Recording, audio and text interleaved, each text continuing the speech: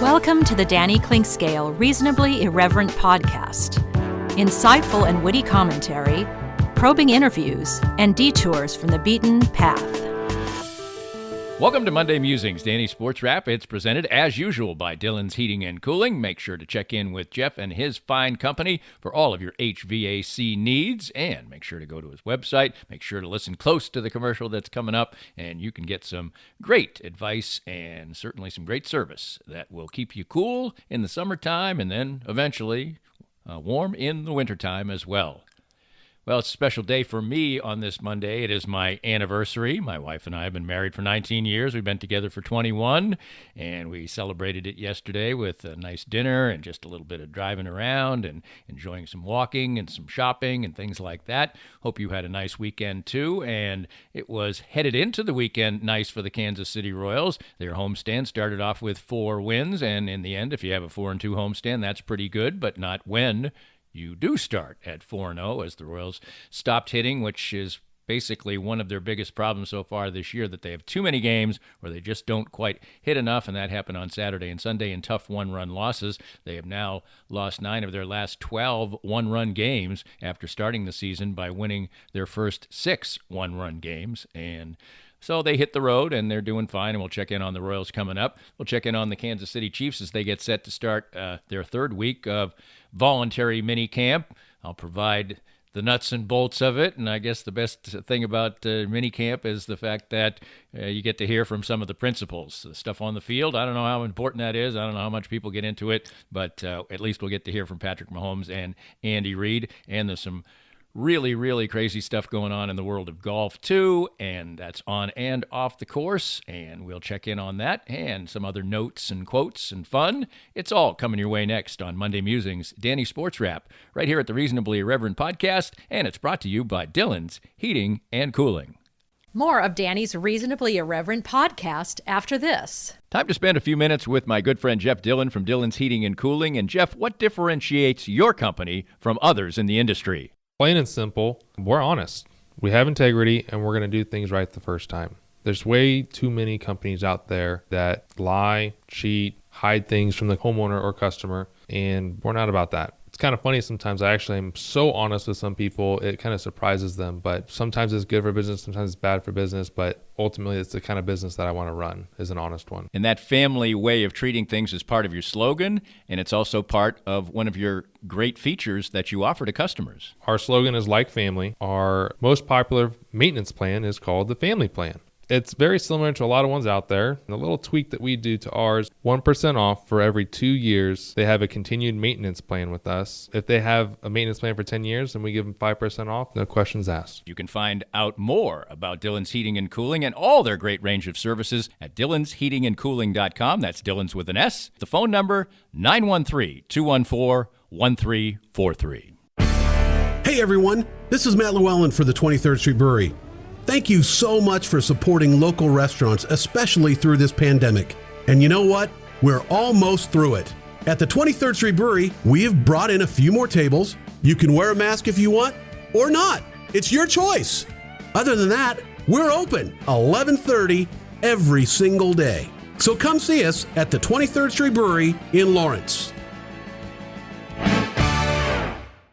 Let's have a brief conversation with David Schmidt from Pro Millennial. David, what differentiates you from other financial organizations? I would say the passion we have for seeing our clients succeed is probably paramount to what we do here. There's no joy greater than watching a client accumulate wealth. I had a client that I've had for many years, was able to buy his dream warehouse. Nothing too extravagant, but we had a savings plan in place and was able to see him fulfill his dreams. And what else motivates you in this industry? Well, lately it's been finding out inconsistencies in the marketplace, ferreting out some more than questionable ideas out there, that what we're seeing with Bitcoin and a few of these other cryptocurrencies right now. I'm of the opinion where if it's untraceable, it really needs to be regulated in a big way right now. To get more information and advice from David, visit promillennial.com or call 816-221-7775. That's 816-221-7775. We're here with Michael Barber, the CEO and founder of Microlight Corporation of America, the world leaders in laser therapy. And Michael, tell us a little bit about your product. Our device is using a particular wavelength and power to reduce pain and swelling. My background is surgical lasers, but I've been involved with this particular device now for about the last 20 years, actually. And I know that it works because I've had it There used you go. on me as well. And tell us about the relationship you have with your company and Canaway. It's what I call a strategic business relationship in that Canaway, the leader in the field of the cannabinoid systems and CBD oil, but our device used in conjunction with Canaway CBD oil gives a better pain relief outcome for the patient. And if you want to get that pain relief outcome like I did, you can reach their local representative, Sherry McCants, at 515-208-6312. That's 515-208-6312. If you'd like to join these and other great sponsors and market your business to a growing and engaged audience, contact us at Danny@DannyKlinkScale.com. Look forward to hearing from you. Welcome back to Monday Musings, Danny SportsWrap. It's brought to you by Dillon's Heating and Cooling. And Major League Baseball is a long and complicated roller coaster ride, and it has twists and turns and injuries and good play and bad play. But maybe so far this season, no team, I don't know, somebody else could make a case for it that I don't know quite as well, has had even more of a roller coaster, more complications, more things to talk about than the Kansas City Royals on their way to, after 57 games, a 29-28 record. They started off 16-9. Then they lost 11 consecutive games. Then they bounced back with good play. Then they recently won 5 games in a row. Looked like they were in solid position, starting to get a little bit of mojo. And then they lose consecutive one-run games over the weekend, games that they made myriad mistakes in. And that's unfortunately a recurring theme. They didn't get key hits, unfortunately a recurring theme. I was asked Friday when I was on WHB to assess where the Royals were and what I thought going forward. And I'm here again to do it. And then they were a couple games over 500, and I said I'd probably lean to the fact that I originally thought that they were a team that would win in the upper 70s as far as games are concerned, so I didn't think that the team as we saw it then, a winning team, was the team that would end the season that way, and I did so because I didn't think that their record kind of reflected their play. I thought they'd played worse than their record, but that could be a good thing. They haven't gotten anything from Hunter Dozier and Jorge Soler, who took the day off yesterday, a mental health break, I guess, for them, because neither one of them is performing in any way, shape, or form. And so now I'm in the same boat as far as the Royals are concerned. You can look at it absolutely two ways. The Royals have done a lot of things not as well as you would have expected them to, particularly for individuals who have not played as well as you would have expected them to. Adalberto Mondesi continues to be an enigma, obviously missing a whole bunch of games, then coming back and playing like a house of fire, and then getting a nagging injury, and the Royals sort of saying it was day-to-day, and then finally yesterday pulling the trigger on another stint on the IL, so who knows when he'll be back. And they have gotten consistent play from, or at least overall good play from, the veteran players that you would expect to get it from, or hope to get it from: Sal Perez, Carlos Santana, Andrew Benintendi, who actually has had sort of a tale of two halves so far, or quarters, or eighths, as he wasn't very good at the start, and he's been hot of late, and Whit Merrifield, who has been okay by his standards, but not great. And besides that, offensively, you'd have to say the Royals have been disappointing. Their starting pitching has been, at times, quite good and given you hope that they could really be something that would carry the team.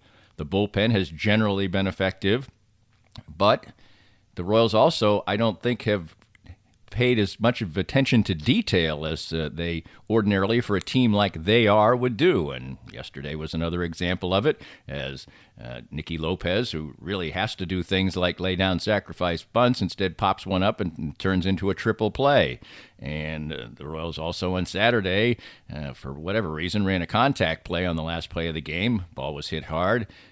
I don't know why you're running a contact play with the infield in, but anyway, they did, and a double play ends the game. So there, in one weekend, you get a bad double play to end the game. You get a triple play that deflates a rally in the middle of the game, in a game where you only needed 3 to win.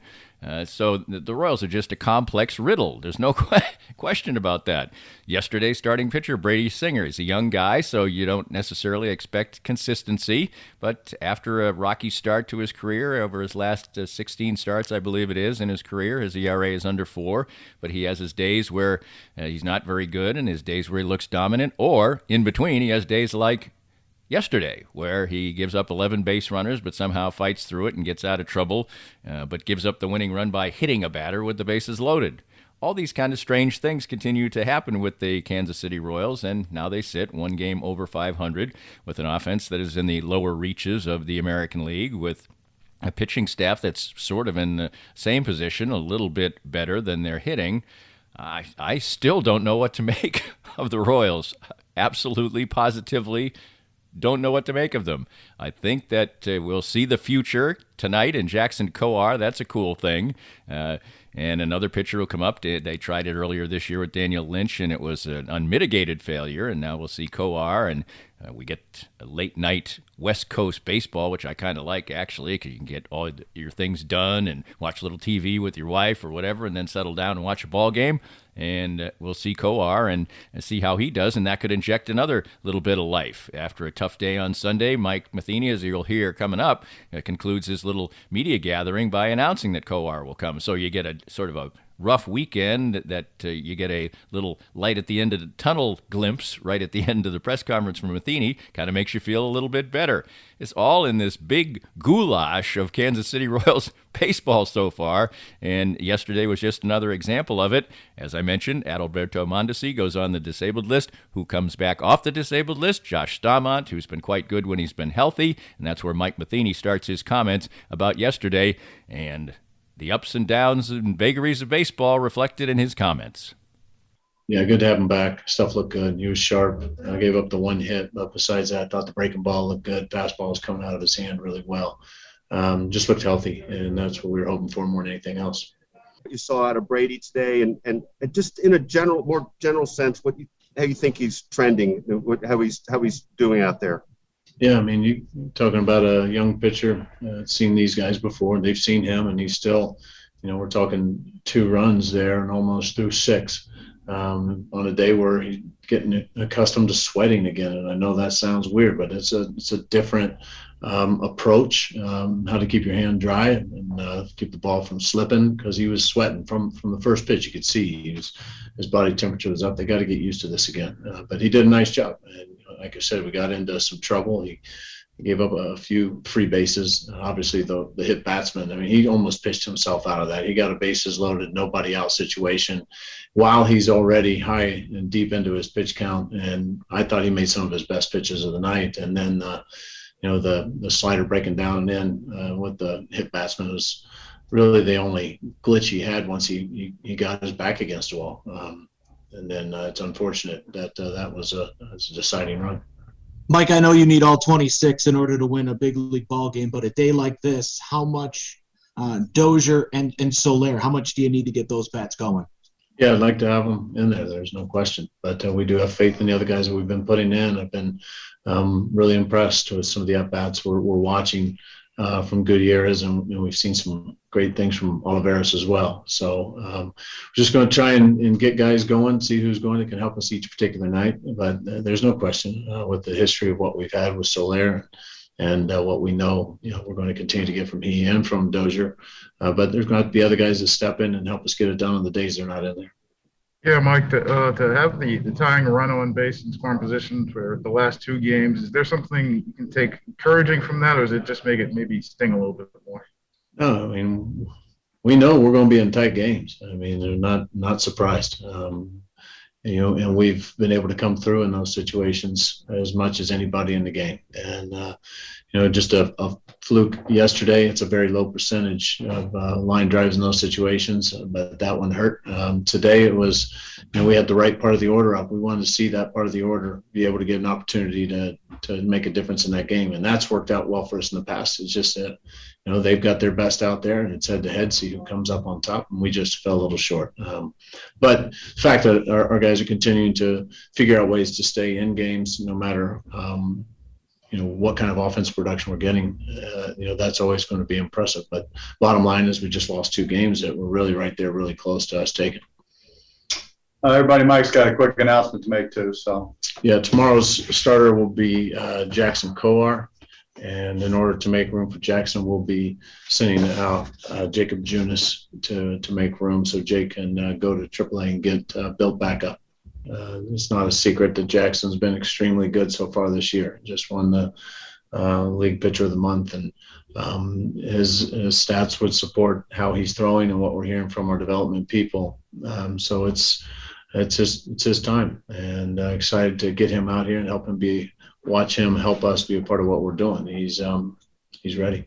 Coar gets the start in Los Angeles against an Angels team that you'd have to say is sort of an underachieving so far, not playing great baseball, 5 games under 500. Then they play against an Oakland team, which has played fine baseball all year, and that's a 4-game series. So in many ways, you want to get a couple against the Angels because you don't expect really to do great against the Athletics. They've, after a slow start, they've been baseball's best team, basically, although there's been a handful of teams that have played about the same level of baseball overall as them, but they lost almost all their games to start the season and then have gotten hot ever since. So it'll be an interesting test again for the Royals and another part of this roller coaster that we're seeing, but at least it's an interesting roller coaster. I mentioned the 16-9 start for the Royals. Well, so many seasons recently, before the Royals had their stretch of good play and after they had their championship run, had such disastrous starts to seasons that right now, at this point in the year, it wasn't interesting baseball. Well, it certainly is interesting baseball now, and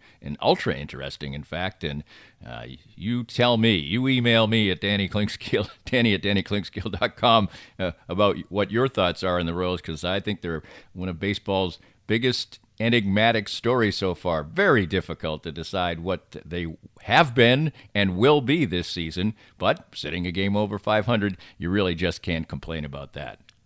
Well, they play in the shadow a little bit, certainly, of the Kansas City Chiefs, and every move that is made by the Chiefs and everything that the Chiefs do is micro-focused, micro-looked at, even voluntary mini camps, and we'll take a look at that and hear from Patrick Mahomes and Andy Reid coming up. A bit of a public service for you. If anybody who listens to me in any platform realizes that football practice, particularly in shorts, particularly with no hitting, isn't something that really lights my fire. But when you have a team that's as sexy and cool as the Kansas City Chiefs, about everything is big news, and we'll cover it next, along with some real interesting notes from the world of golf on Monday Musings, Danny SportsWrap, right here on the Reasonably Irreverent podcast. More of Danny's Reasonably Irreverent podcast after this. I'm here with Joe Spiker, owner of Easton Roofing, and boy, we had to negotiate a million things in 2020, but Easton Roofing navigated them all. As 2021 rolls out, what should we expect this coming storm season?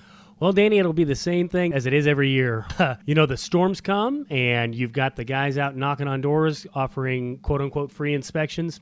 Be wary as a homeowner. If somebody's knocking on your door, they probably need the work, and if they need the work that bad, they may be willing to do something untoward to get it. So if somebody knocks on your door, says they want to give you a free inspection, just tell them have a great day and give us a call. We'll come out for free and give you a good, honest opinion as to whether or not you need to do anything at all with your roof. And what's the best way to get in touch with Easton Roofing? You can always find us online at eastonroofing.com or give us a call at 913-257-5426.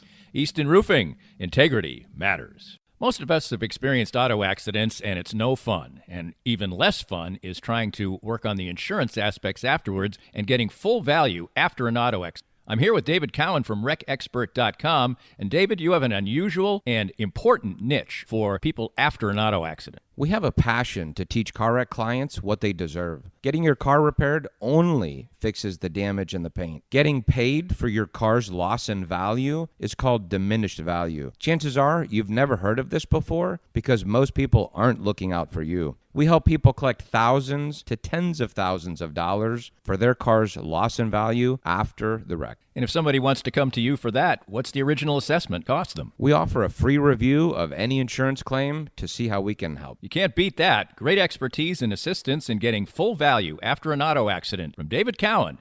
Visit RecExpert.com and learn more.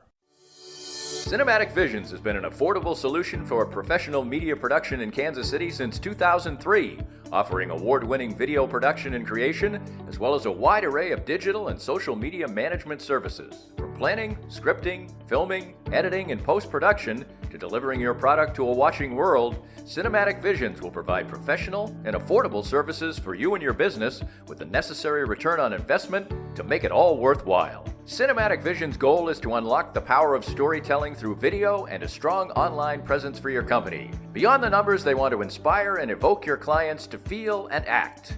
Let my friends at Cinematic Visions embed your brand where it belongs, in your customers' minds.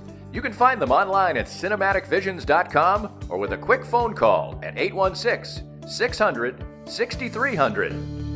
We're here once again with Dr. Brad Woodle from Advanced Sports and Family Chiropractic and Acupuncture. Springtime, good weather's finally here. People want to stay active, and it's your job to make sure that they can stay active, and be healthy. Danny, we see a lot of not just weekend warriors, but people that every day are having that want to get back to activity. Whether you're starting with walking, jogging, or maybe that first 5K of the year, we want to help you out. We specialize in taking care of all ages, from kids all the way to grandmas and grandpas, but absolutely specialize in getting you back to full function and keeping you in great shape. So in short, how do we go about doing that? The first thing is to schedule a consultation with one of our doctors and therapists so we can see how you move and how you're supposed to move. Based on our assessment, we can put together a short treatment plan and a set of goals to help you both feel better, function better, and most importantly, stay better for this year and many years to come. Learn more at asfca.com/Danny. That's asfca.com/Danny. If you'd like to join these and other great sponsors and market your business to a growing and engaged audience,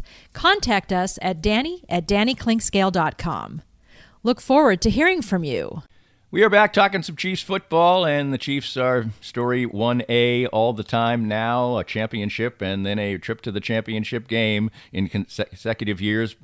Football's most high-profile player who, when he plays golf or does anything, gets all the attention, and all the attention this past week was because Patrick Mahomes will answer a question when he's asked, and he was asked a question regarding what kind of record he wants to break, and so he trotted out the potential for the Chiefs going 20-0. It's probably something you don't want to say out loud, but there have been varying thoughts on it. Vahe Gregorian is a fine writer, and always like reading his stuff, and he wrote a column that said he thought it was a good thing to raise the bar and get the Chiefs players excited. I think that it probably doesn't matter from the standpoint of the fact that I don't think other teams are going to get any more fired up to play the Chiefs just because Mahomes now has said that their goal is to try to win all the games. And, of course, that's going to be real problematical for a variety of reasons. First of all, you play 17 now. Secondly, the Chiefs would seem to be a team that might have things wrapped up before they're playing that 16th or 17th game, and how would they handle that? I am of the feeling, with Patrick Mahomes having said this, and Patrick Mahomes, the competitor, that the Chiefs might not do what the Colts did in the past, and a couple other teams have, and teams have handled it differently. I think they probably would go for it, but that's something for down the road, and we'll see if it even is a particular issue. That would be nice, wouldn't it? Yes, it would. The Chiefs are out at their voluntary OTAs, and what you get as far as news is concerned is really just making sure people don't get hurt. The Chiefs were not even working on the running game during this particular week. They'll start up again tomorrow with the final week of voluntary work, and then, of course, move on to minicamp. The Chiefs did a good job of having most people show up. I mentioned Mahomes playing golf. He had a charity golf tournament in Hawaii, so he missed one day of the voluntary workouts, but he and Travis Kelce came back, and they finished the week after they flew to Hawaii last week for the charity golf tournament. And they had relatively good attendance, but there were some people who opted not to show up, like Clyde Edwards-Helaire, Darrell Williams, Laurent Duvernay-Tardif, Martinez Rankin, Frank Clark, Chris Jones, Jaron Reed, and Taco Charlton didn't participate, and Mike Hughes, Charvarius Ward, and Armani Watts out of the backfield didn't. But for the most part, the rest of the people did, and that was quite good. Some guys showed up and just didn't participate on the field, but did meetings and things like that.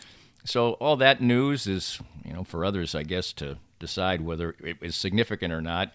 I think it's good for the team to get together and have camaraderie or whatever, but this type of thing I think is sort of wildly overanalyzed. But undoubtedly, the best part of having the Chiefs have voluntary minicamp is the fact, and having people show up, is the fact that you have an opportunity to hear from Patrick Mahomes and hear an opportunity from Patrick Mahomes and Andy Reid to weigh in on the issue of the day, and that certainly is the question of 20-0 first with Mahomes. Yeah, I mean, I believe the question I was asked was what record that I would want to break, and to me, records don't mean anything if you're not winning that last game at the end of the season. So to me, it's about going in every single week with the mindset that we're trying to win, we're going to win. And at the end of the day, whatever the record is, if it's 20-0 or whatever it is, you're winning that last game of the season, then you're going to be happy with whatever happened earlier in the season. Patrick, I'm curious, you've answered a number of questions about this 20-0 thing, and it's kind of taken on a life of its own. As you said, it was kind of something that was said as an answer to a question you were asked directly. With everything that you say being so much under the microscope, do you hear those things come out? Like when you hear it, do you go, well, yeah, I know I'm going to be answering 7 questions about this now because I just said it. Are you living in that kind of fishbowl, and do you hear that every time it kind of comes out of your mouth? Yeah, I mean, I think it's just part of the gig, part of playing quarterback in the NFL. I know I'm gonna have to answer questions either way, so let's answer a question about us winning football games. So I'm thinking about that. Well, I saw the whole thing, just by chance. I normally don't see those things, but I did see that one. And he was asked, what would be a great challenge for him, and to work for. And so, 20-0 made sense. But I mean, it's he wasn't boasting about it. That's not what he was doing. But he just said that would be a great challenge, which it would be. I mean, we've got a pretty stiff schedule and some great competition that we're going to play against. So I felt like he was really saying, listen, we all need to get busy and work our tail off. There's nobody that's more competitive and wants new challenges than he does. That's a great one. I mean, that hasn't been done with that many games. So, okay, but he didn't mean it in any way where he was doing that. I have full trust in him that way. So that's just not how he's wired. Andy Reid, in his own typical deflecting way, talking about the issue, which I think because it's Patrick Mahomes, it seems less brash when you say things like that. He's just so matter-of-fact about it, and he has kind of that congenial way of talking about things in that little squeaky kind of funny voice. And so I think if somebody else had said it, somebody like, Tom Brady or Aaron Rodgers or somebody maybe even a little bit more brash than that, not a quarterback, said it, maybe it would raise more eyebrows, but I don't think it necessarily did with the Chiefs. But they're going about their work, and Andy Reid even will not try to overemphasize exactly what they've been doing over this particular week. Yeah, listen, these guys, they work hard, they have fun together, they challenge each other as much as you can challenge in these type of things. We're just throwing the football. I mean, we're not doing the run game or anything and knocking people all over the place. That's not what's going on right now. So I think they have fun with it. And if they weren't doing it here, I'm sure they'd be doing it somewhere else, and that's how they've approached it. And so we've had great attendance at these things. And like I said, the guy, they're not mandatory. I mean, if a guy has something he's got to do, they go do it, and then they come back and jump back in and do, and get busy. So I think it's been productive, yeah. So light voluntary football work continues starting tomorrow, and you can devour it in any way, shape, or form you like. Of course, big football trade was made over the weekend as well, with Julio Jones going to the Tennessee Titans. That probably raised an issue with some Chiefs fans because the return for the Falcons wasn't spectacular, although you guess you'd say for a wide receiver who wanted out and is 32 years old, getting a second-round and a third-round draft choice is a pretty decent work, but it also raises the fact that you wouldn't have had to give a number one draft choice for him, and maybe the Chiefs considered that, but certainly they didn't act on it, and a team in their conference got Julio Jones, and some people are saying now that the Titans are the biggest threat. I don't know. I think the Chiefs really don't have a team that really stacks up with them in the AFC. That doesn't mean that things could change or injuries could happen or a team could overachieve, but the Chiefs still are the clear favorite even after a big mega deal like that.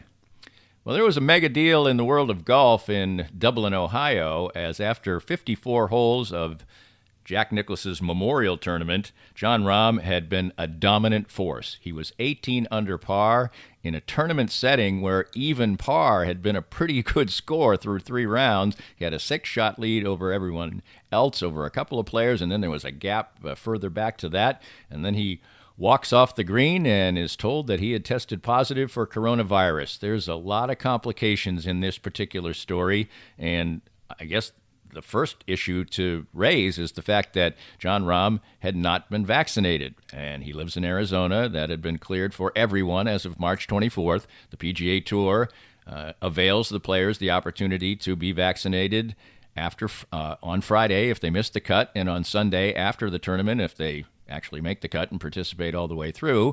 And if he had been vaccinated, he would not have been tested for contact tracing because the tour, I don't know, they're not saying any real specifics about it, found out that he had had contact with somebody who had tested positive for the coronavirus. So he was tested, and he tested negative all through the week until Saturday, and then tested positive, and the circumstance of it, nobody really seems to want to talk about. The fact that he was not vaccinated sort of was muffled, but I read a couple of very good columns about the fact that he either has not been vaccinated or hadn't been vaccinated long enough ago so they had completed the 14-day protocol. You can think whatever you want of the rules and maybe think that the tour should have sort of ended this particular situation by now. I think a lot of people might think that, but it doesn't really matter. You're a professional athlete. Those were the rules. Jon Rahm decided not to be vaccinated, and it ended up costing him the defense of a championship and upwards of $2 million. I'm sure the money isn't really that big a deal, although $2 million is $2 million. And now Jon Rahm does have the opportunity, if nothing else happens, to be ready for the U.S. Open, which comes up the week following this weekend, as he will be eligible, if there's no further positive testing, to start practicing on Tuesday of U.S. Open week, a week from tomorrow, basically. And how he contracted it, whether he put himself at risk. I was reading one column where the tour had said that he had completely stayed away from everyone during the course of the week, but that columnist said, no, he was unmasked and talking to me 2 feet away a couple of days ago, said the columnist for the Columbus paper. And so I'm never going to say somebody's at fault for contracting it, but certainly if you're a professional athlete and you have the opportunity to get vaccinated, and that will really make your life incredibly simpler, then I don't see any reason whatsoever why you wouldn't do that. But he didn't, and it ended up giving Patrick Cantlay the opportunity to win a golf tournament, and he won this tournament 3 years ago and wins it again. Jon Rahm won it last year and did not have the opportunity to defend, and now we'll hear more and more about this particular issue as the week goes on. But the bottom line for me is that Jon Rahm had the opportunity to not put himself in this situation and didn't avail himself of it, and so he's got nobody to blame but himself. Well, the lighter side golf story that we'll talk about here is the ongoing feud between Bryson DeChambeau and Brooks Koepka. And the latest thing that happened did happen at the Memorial, where Brooks had fans there. I mean, Brooks didn't play in the Memorial, but there were fans who were taunting Bryson DeChambeau, and they got tossed out of the tournament. And Brooks, this is either, I believe it was this week, it could have been last week if I got the story complicated, but the upshot of it anyway is that Brooks is a spokesperson for Michelob Ultra, and he said that he would buy any fan who got tossed out of a tournament for heckling Bryson DeChambeau a case of beer. It's probably not the best look for Brooks Koepka. Neither one of these guys is becoming the most likable of figures as far as the world of golf is concerned, but there's no doubt that saying that you'll buy people who get thrown out of a golf tournament for heckling Bryson DeChambeau a case of beer will provide some encouragement for others to do so, and I don't think that's the best thing you can do in the world. But having a rivalry in golf, which is usually the most sedate of sports, is probably a good thing, and videos where Brooks Koepka is completely annoyed with Bryson DeChambeau, and Bryson DeChambeau kind of eating it up and saying that it doesn't bother him or whatever is kind of fun. I'm certainly a little bit more of a fan of Brooks Koepka. I'm not much of a fan at all of Bryson DeChambeau. He takes too long to play. I don't like this whole idea of what he's doing. I think he eventually is going to get hurt, but that's up to him to approach golf any way he wants.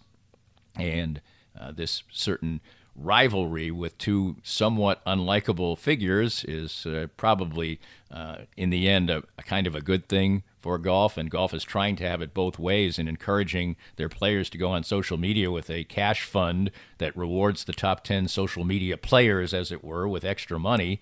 But then they also really would prefer to have their players act more like Justin Thomas does most of the time. Of course, he had his own slip up, but they would really prefer that players just sort of old-fashioned go about their business, shake hands, and act like gentlemen on the golf course. But then again, they want them to be on social media and do things that are a little bit outlandish. Well, they're getting that with Bryson DeChambeau and Brooks Koepka, and whether the tour kind of likes it or kind of doesn't, I don't know, but it's kind of funny to observe. That'll do it for this edition of Monday Musings, Danny Sports Wrap. We'll continue to watch the Royals late night. This is a week where we'll have music podcasts coming up on Wednesday. We do all kinds of different things, both here at DannyKlinkscale.com and at patreon.com/DannyKlinkscale.